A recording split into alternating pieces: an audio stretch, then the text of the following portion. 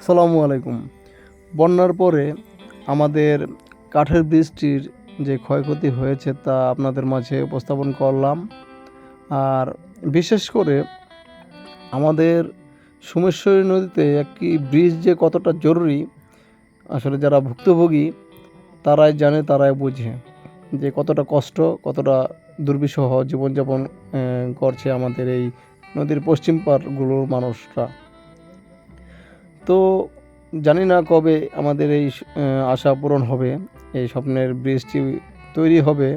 আমরা কি আদৌ কি দেখে যেতে পারবো কি না তা আসলে আমাদের কারোরই জানা নেই। আল্লাহর কাছে একটি চাওয়া, যেন আমরা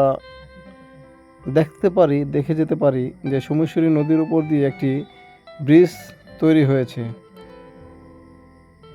আর দেখেন কতটা মানে ভোগা লাগে, জনদুর্ভোগ সৃষ্টির যে একটি উদাহরণ, একটি দৃশ্য আপনাদের মাঝে দেখাচ্ছি।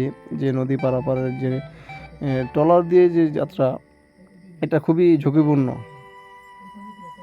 যে কোনো সময় যে কোনো বিপদ ঘটে যেতে পারে।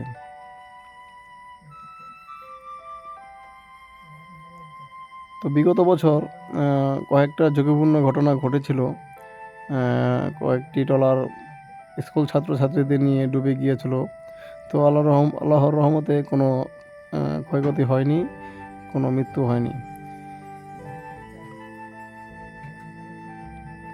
তো আল্লাহ হাফেজ।